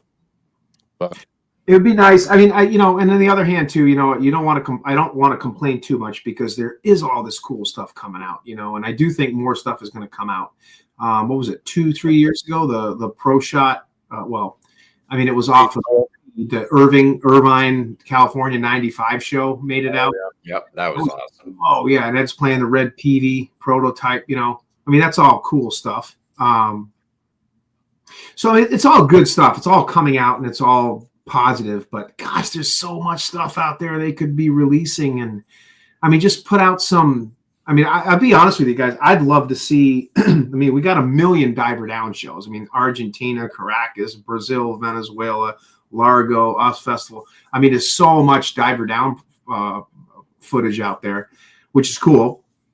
And now we know there's 78 footage out there. They did release a bunch of 79 soundboard audio shows, San Diego, Japan. Oh gosh, what's the other? West Palm Beach, Florida. A whole bunch of cool stuff came out. But it would be nice to see some Women and Children First, Invasion Tour stuff come out. I would personally, I'm probably the minority. I would love to see some Monsters of Rock 88, OU 812 stuff come out. Absolutely. I love that tour, 5150. There's so much of that because they were recording every single show, Mm-hmm. And I know the stuff's out there because Sammy and the other half, he puts these teasers out, a lot of stuff balance. He put out a tease. I don't know. Actually, there was the whole song. He put out from Buffalo, New York, '95. He put out them playing live, "Feelin'," and Ed's wearing the white with blue stripes work shirt. Yep. It's like ripped. I mean, the solo was like freaking insane. It's like, gosh, the whole shows are out there. Put this stuff out, But fucking awesome. Yeah. Jason Rero says the entirety of 81 Oakland would be cool too. I agree, Jason, but they've been saying since 2015 that they only recorded those 3 songs for that show. Exactly. The band has said that about the Oakland show. Back in the Guitar World, Eddie was like, we only that was one of, maybe it is out there though. Who knows? I mean, that's the one everyone asked about. And the band actually said it was really expensive to have those 3 songs done. Yeah. And that's all that was recorded. Yep. But what else you guys got? Anything else? Or you want me to show that Hagar guitar? Yeah, show the Hagar guitar. All right. Well, this is one that I've always liked. And here's another thing. There's pictures of Sammy playing this guitar, but I have not seen any live footage of him playing this, video footage. Just pictures. And this is at Cabo Wabo. I think this would have been 1990. I don't think it was the opening they did. I'm sorry. I think this was 91. Yeah, I don't 91. 50s in the back. Yeah, right. And I think he was in the opening in April of 90. I think he was using the Soldano. I think, man. Last time he's playing the 5150. Yeah. But anyways, this guitar is a really cool one. It's always one that I've kind of wanted to do.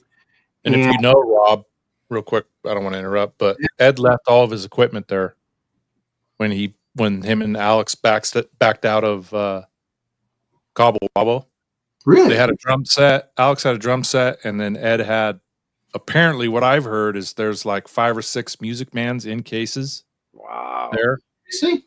Amps and some mics. They left it all. So it's all still there. Price wow. Rack, yeah. The Music Mans and amps. That's cool. That's cool. Well, I mean, that's going to go down in the history of that club. I mean, being, they built it, together. Yeah. And like you said, backed out, 96, I think it was, early 96. Yeah. Yeah. Well, that's kind of neat. I think this guitar was one of my favorite Hagar guitars, and it was always one that I wanted to do, but it was just never one that I got around to. And a few years ago, I was, again, down at our good friend Joe Suma's house, and he knew I wanted to do it, and he goes, "Hey, Rob, I got one of the new Berettas." So it's not totally exact. There's some differences from what from what Sammy's was versus this one, but all in all, it's pretty close. And in true Rob fashion, Kurt, you'll get a kick out of this. I did the same thing that you did. I geeked out on this. So I bought the guitar, and it's a hockey stick headstock versus a pointy one, which is a little different, but I was okay with that. I mean, it didn't have to be that cool, that exact. So it's a real Beretta. It's one of the newer Berettas. It's a great playing guitar. I love how it plays. I had an extra German Floyd, so I took the Floyd apart, and I painted the bass and the saddles with automotive engine paint. And I did the same with the pickup. That's paint. You can get the stickers now, which I didn't know of at the time when I did it. And the way that I did it, I found this little trick. You take these little framing nails with the heads just about the same size as the poles, and you put them on there, and they stick on. They're magnetic, and then you just spray it. Yeah. And it doesn't do it. So that's kind of a little trick I learned.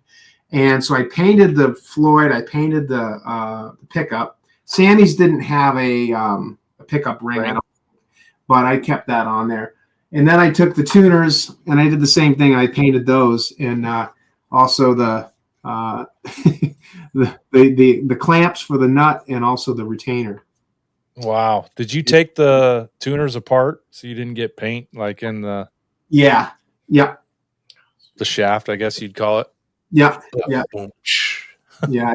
I took them apart and I did that. And the stickers I found on, believe it or not, I found them on Reverb. Guy had the exact stickers, yeah. And then I got some FU tone springs. Cool. Big brass block on it. And yeah, so this is the Hagar OU812 guitar. Love it. Yeah, it's a cool guitar. So a lot of people, ask about this one because it's not one that you see a lot of replicas made of, but yeah, it's pretty cool. It's pretty neat. Fit Sammy perfect during that time.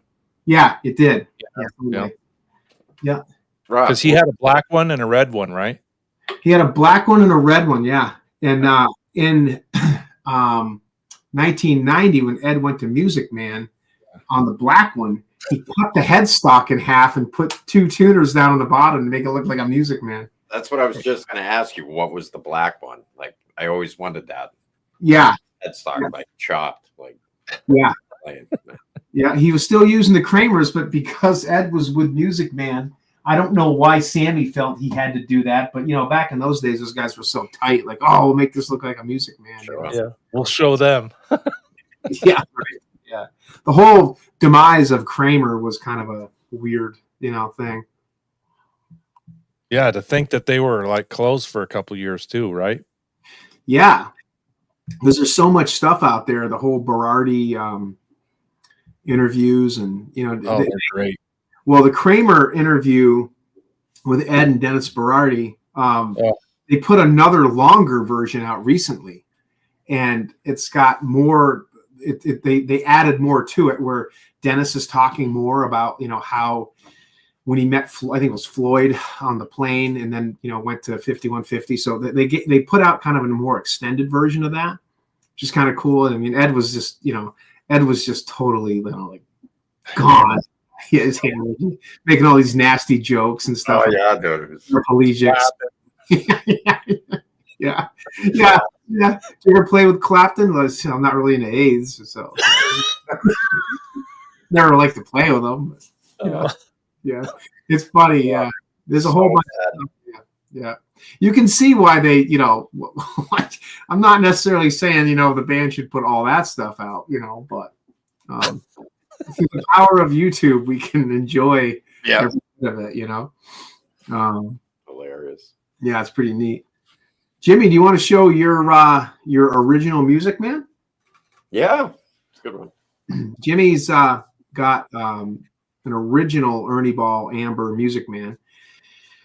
I used to have, I think I've owned 3 or 4 original EVHs. And I don't have any of them now. Mine are EXs and custom made versions now. But for those folks that actually have the real one, that's pretty freaking cool. Yeah. Now, what year is that, Jimmy? This one's a 92. 92. Yeah. So yeah, she's a beauty. Quilt on that thing. Wow. Yeah, it's got a beautiful top. 92, huh? 92. Yep. That is awesome. Jimmy, tell them about what I did with the useless tone robbing pieces of aluminum garbage under the Floyd. So yeah, I brought this up to your guy and actually had the neck. I had it refretted, and then we picked it up, and then you're like, "Let me see that thing," and you just took it all apart, took everything off, and it's cut the brand new strings off it. Yep. But it's great. I hate this neck though, to be honest. You do? Not a fan of that. Yeah, it's so narrow. Narrow. And he runs like down here, I just fall right off. Yeah. If I played just this guitar for a while, I'd probably get used to it, but yeah, not a fan. Yeah. So how do you like that access compared to the original? This right here. Yeah, both of you guys. That's a Sterling AX40. Yeah. How is it? It's great. Yeah. I got it used on Guitar Center. Hell of a price on it. Got it home. Sanded the neck down a little bit. Put Godot tuners on it. Put DiMarzio pickups in it. Put a Godot Floyd on it. Sanded the headstock off and put a Music Man decal on it and stained it over. That's cool. So other than the pickup routes, it's like the real deal. It's basswood with a maple cap on it. Yeah, it's pretty cool. And I have only owned it maybe, I don't know, a year. But the neck is narrow on it. On that too? Yeah. Yeah. Yeah. I think about replacing this neck either with an Access or a custom. Yeah. All the time. You know, I told Jimmy, I said, you know, honestly, because that's an original EVH, I would just not touch it because it's worth so much. I would just have one custom built, you know, get an EX or, you know, get one of the kit guitars. You know what I mean? You love my band. Yeah. I'm in love with that thing, man. Yeah. Yeah, that's a great guitar. But it's a great sounding guitar too. Did you say you've had that since day one? No. I got this. My wife bought it for me for my 40th, so 8 years ago. Okay. Yeah. Shit, 92, he was still jerking off to the Sears catalog. Probably. Yeah. I still do. Right. What's wrong with that? I like those chicks. Yeah. Sears has been closed for 6 years and Rob's still doing it. Right? Oh, Jerry wanted me to show something. Hold on. Jerry said But I in 91 when those started coming out in the magazines and in the For Unlawful Carnal Knowledge, you know, insert of the album, I immediately fell in love with them. That's like an iconic guitar to me. Yeah. Honestly, at first I'm like, what's going on? Where is the Kramer? Like, yeah, where's the stripes? Yeah. What's going on? Then you saw the Pound Cake video and you're like, all right, it's got some stripe guitars, like it's all right. And it was such a drastic change from what wicked. Yeah. Even tone wise, it was a big change. And it kind of fit the look of it to me. But then I did fall in love with them too. I was like, yeah, these things are good. I still say, you know, and you know, and I want to give EVH all the credit. I mean, they're just awesome products. And, you know, I mean, part of what we do with the show here is, you know, obviously you want to promote EVH and I don't want to do that, but and I don't want to take anything away from the Wolfgangs because they're just amazing guitars. I got a couple of them and I love the PV Wolfgangs too. But I got to say, I mean, these to me just have such a sweet, you know, they just such a sweet spot to them. There's something about this guitar. It just has a magic to it. You know, I mean, this one definitely, but like the Music Man's, you know, the Ernie Balls, that era of Ed's building was just, you know, his ideas and, you know, taking the Kramer 5150 profile and making it this neck. You know, finally went to a bridge pickup. I mean, a neck pickup, you know, I was able to use both of them. It's just such a cool thing. What I always thought was interesting though, is Ed, I mean, it's a small guitar. It's not a big guitar, obviously, but Ed, you know, being a Strat guy all those years, you know, with the contour here and the belly contour in the back, I was always surprised that you never saw him go to any of that on his PVs, on his Music Mans or the EVHs. I mean, Axis came in and put a belly contour on, and even EVH, you know, with their standard versions, you know, I think it's standards. They did the arm contour and the belly cut. That is one thing I would have loved to have seen them add on these, but Ed never got back to that. You know, it's kind of strange. Yep. Mm-hmm. But yeah, these are great. It's a chunk of wood. Ben Tom says Rob likes those 1950s ladies in the pointy comb. I like the 50s. The pointy comb bras never really did it for me.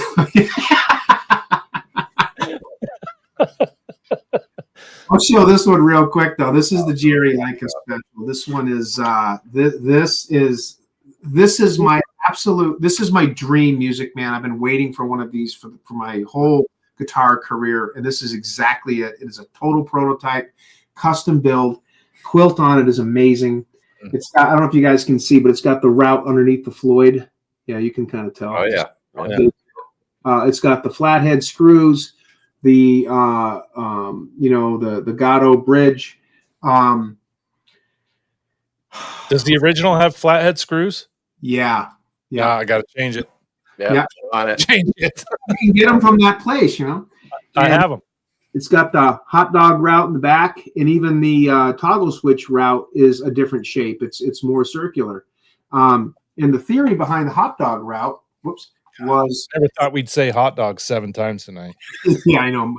Mustards on the necks, and the hot dog route theory was because at the time, Music Man didn't, when they made this prototype and a handful of others, they did not know if Ed was going to want a tone knob or not. So they spaced it for 2 knobs, and Ed was like, no, I don't want one. So they changed production models, but at the same time, the prototype stayed the same, and this was Ed's thing. And Ed actually had an original German Floyd on this guitar initially. If you look at the 1995 guitar for the Practicing Musician magazine, it's a German Floyd, because at that time they were doing the route underneath the Floyd, kind of like the Petey's do. And the theory was because those German Floyds didn't have like a contoured knife edge under the front. Right. The route was to allow for the German Floyds to have that, space. And then they decided to go with the Gattos, because there was some deal with something with Floyd. They didn't have, the contract wasn't quite kosher or something. They were with Fender at the time. Yeah. That's what it was. Right. It was a Fender thing. Yeah. And then they just decided, because the Gattos do have the knife edge piece and here is slanted, they didn't need the route anymore. So I think wasn't it Jerry Cantrell's Gold Music Man had the prototype piece, prototype set up to it too? His was full route, floating. Right. All the way back. Right. Yep. That's what you need to make, Jimmy. What, do the gold Gary Cantrell Ernie Ball Music Man and just have a fat neck on it. Yeah. That would work. I always thought it was cool though that Ed stuck with the prototype. So that's the one became the one. Yeah. His purple number 2 with the black headstock. I think that I don't think, I'd have to go look at pictures. I have pictures. Jerry, you would know the purple one didn't have the hot dog route in it, I don't think. But he used that overseas. Yeah. The purple one. Yep. That was his mate. Yeah. That's Who was the guy that Nesdal interviewed that went to 5150 and he was picking up all of Ed's guitars and was strumming them? Oh, that guy from New York. That what's his name? I know exactly who you're talking about. Andy? Yep. Andy who? I'm drawing a blank. He did like articles for Guitar World too.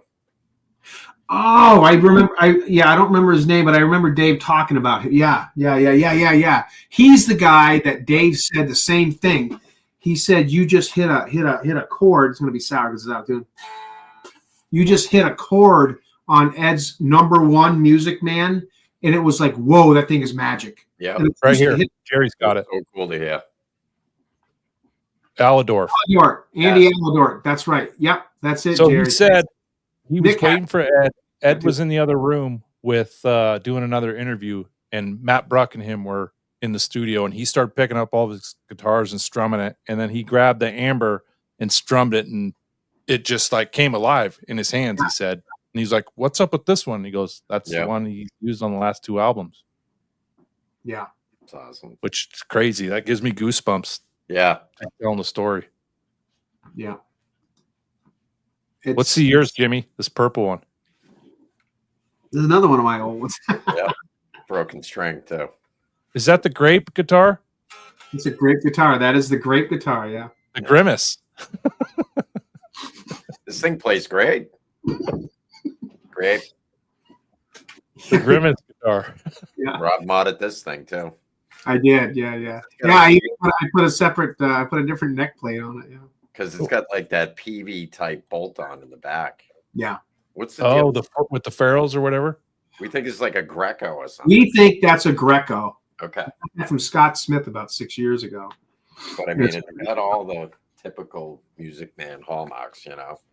I had Craig retop it, and he used the same stuff the Music Man did. That's why it's fading a little bit, which is really cool character on that guitar. It does. Yeah. Because that guitar was almost black. You couldn't even tell it was purple. Yep. It was that dark. So I had Craig redo the headstock and the body because the headstock was black. Big. Well, how's that one sound? Great, man. It's a fake truss rod too. Yeah. Strings. Oh, but it really does. I got a net at the end of 55, you know. Yeah. That's cool. Yep. Yeah, that was a good guitar though. Well, it is. That's a good guitar. Yeah. Yeah. It's great. Yeah. Great. Oh, Gary wanted me to show this. He wanted me to show these pictures of this neck. I think he sent me some too. Where's my phone at? You can't really tell because the angle of everything is just it's so the glare. I'm sorry, Jerry. The glare down here is just awful. Oh, that thing's beautiful. Is he doing a U.S. festival? Or Yeah. festival? Yeah, he's doing the US Festival. That's awesome. I'd love to do one of those. Jerry sent me some cool pictures of the real jump neck. Frankie, the real jump neck, who Jerry, his good friend, owns the real jump neck. And are you shitting me? No, he has. I have pictures of Jerry holding it too. The guy owns the real jump neck and the real one. And they're on the neck pocket of the neck, you know, where the heel, I should say. Yeah. There's chunks of red paint, and that's from the Frankie. Jerry, I don't know if you want me to show those pictures, but I'll hold off on that if you don't want me to. But yeah, See that? Yeah. One of these days, I want to go down to Jerry's place and I want to meet this guy Joe that owns it. Rob's gonna have a little razor blade and like a little glass jar. Scrape some of it into a vial. You get a DNA sample, you know.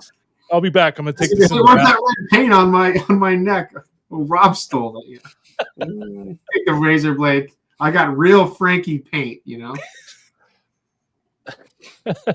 We are such nerds. Sell it on eBay for like 10 grand, you know. Real Frankie. Just yeah. Yeah, for sure.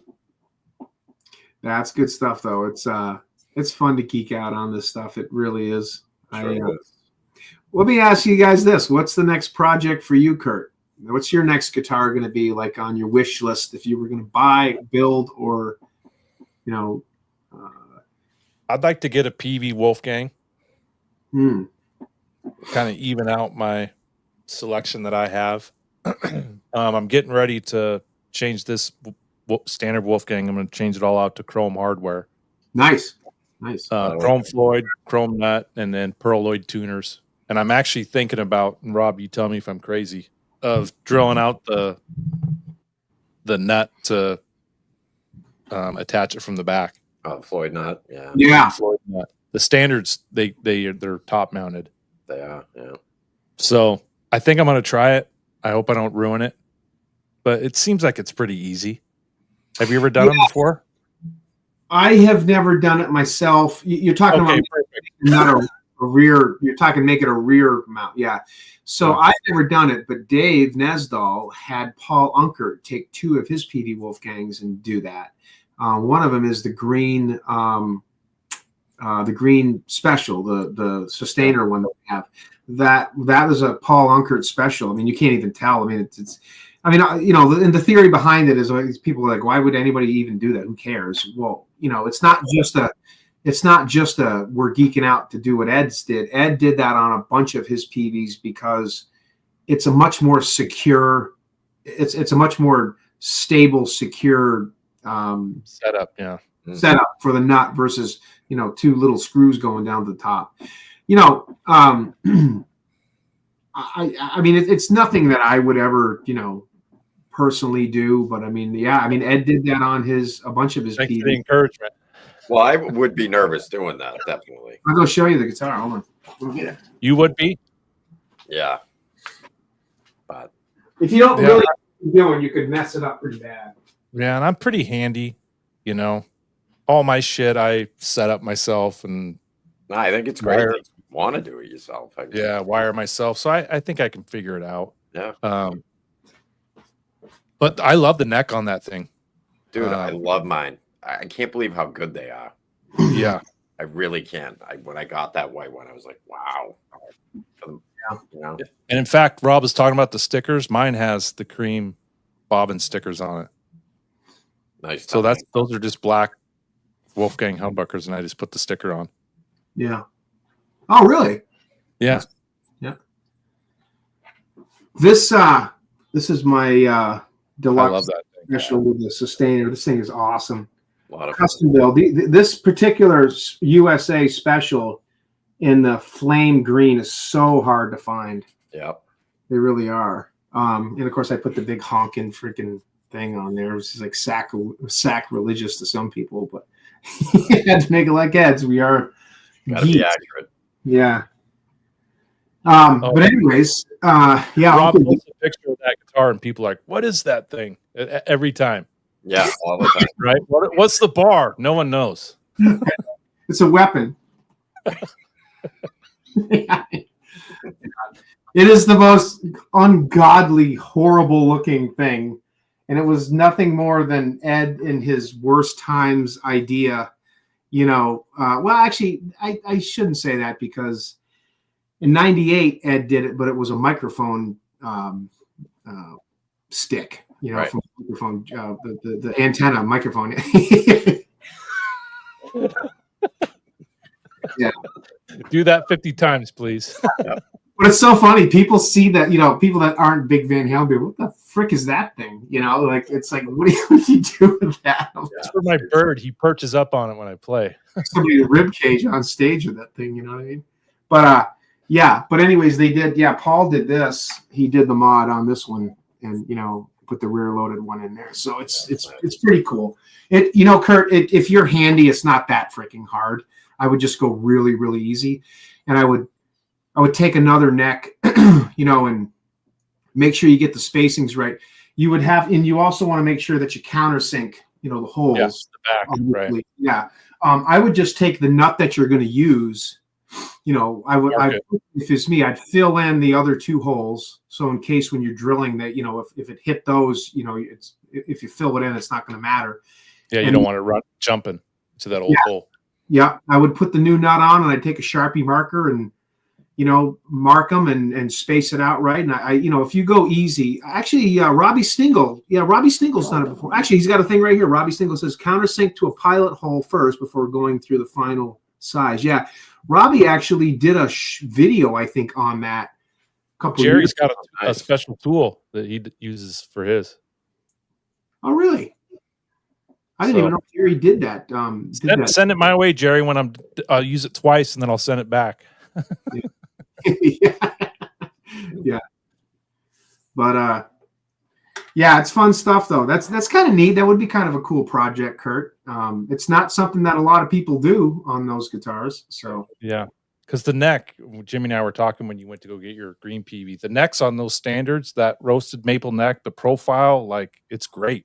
Oh, awesome! It really is. Yeah. Yeah. Mine's actually not roasted. It's like the first. Oh, it's not. No, but it's still phenomenal. Like, yeah. Have you been blowing smoke on it every time you walk by just to try to roast it yourself? Love that. Yeah. Ooh, those things are. Well, boys, we got to think about wrapping it up. It's been a couple hours. Jimmy wants to build a Bumblebee. Yeah, that's it. Yeah, in time, I will definitely do one. Got to have a Bumblebee. Nick did my last one. Lock body and neck. Yep. And Nick did, I mean, he did just an awesome job on it, you know, and I had it was Jeremy DeNovo had the bridge. It's an FRT 1. Yeah. Not a real one, but FRT 1, great. And I will go that route with the. Yeah. And I actually took some, what do you call it? It was chrome, and I did a lot of research on how to actually. You guys have seen mine, but there's pictures of it online. But I took some. What do you call that stuff? Muriatic acid, I think it is, and I took the screws out, the saddle screws, because the black ones you don't want to get that crap on those because it'll mess with the threads. Yep. And I just basically dunked the I took the blocks out of the saddles and the screws out, and I dunked the saddle, and the faceplate in, and left it in there for about maybe 20 minutes, and giving all my secrets away. And then I left it outside in the sun for about an hour, and then I brought it in. He peed on it. Right? Seriously, brought it in, left it on the counter on a paper towel. Went up to my mom and dad's house. This is like 4 years ago. 4 years ago. Went up and visited them. Came back, and when I left, it was still chrome. Came back, and it was perfect. I'm like, whoa, that's it. Wow. And then it just takes a while to oxidize like that, Yeah, I've used a mixture of vinegar, lemon juice, and hydrogen peroxide. Yeah, that's right. Takes a little bit longer, but like I did, like the eye hooks. Yeah, those are all, those were chrome. Yep. All the screws that are rusted was all with that mixture. Works pretty good. I want to totally need one of those bronze Floyds too. You can get the bronze Floyd. That's true. Which is another option if you didn't want to go there. The funny part is on Ed's, the real one. It wasn't chrome plated. It was just steel. So that's why it turned that way. So if you're going to take, you could have, like McGuire made me a few years ago. Mike made me a custom FRT 5 with no logo whale tail for my Kramer ad guitar, and he didn't chrome it. So, but I'm very careful with that because I don't want that to totally turn yellow. So I kind of keep it lubricated and everything, so it kind of keeps that tinge to it. But Ed's was just like that too, and with all the sweat and sun and everything, that it turned that way on its own. So if you're gonna take one that's chrome plated and not take the chrome off, you're gonna sandblast it. I guess you could do that. But if you're not gonna do that, that's where the muriatic acid comes in, or what you just said, Kurt. That will do the same thing. It'll taint that chrome finish just enough to discolor it and oxidize it. Give it that look, yeah. Yeah. That's great. Yeah. But well, yeah, I guess we'll call it there. Why don't we do this again sometime? Yeah, I definitely do. Yeah. Oh, I'm just gonna go ahead. Just text me 4 a.m. my time when you guys are awake. I'll reply back tomorrow morning. Yeah. Do it tomorrow. I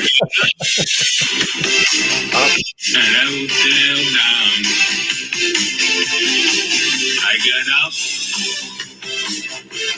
nothing on down. Jerry, sing. We have to down.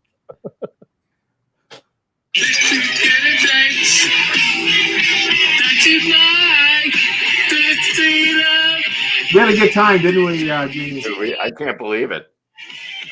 We got a lot done. Yeah. And then the last one, Jimmy's got a voice of an angel. Yeah, the last one. Yeah. The last one we did before I went out the door.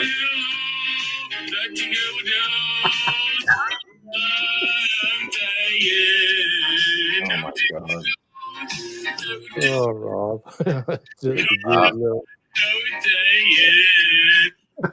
That was me on keyboard on that one. Yep. Well, thank you, everyone. It's good hanging out with you.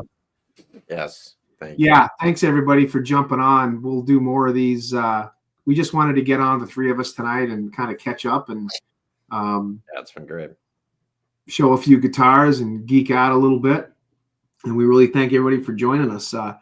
We'll have you guys on again soon. And yeah, everybody stay tuned on my channel. And, we just want to put another kudos out for Under the Bus Network. You guys crush it. You guys got some great stuff. Yeah, there you go, baby. Under the Bus. And Yeah. You guys hang tight for a second, and right. Thank you, everyone. have a good night, you guys. Thank you so much. I will see you soon.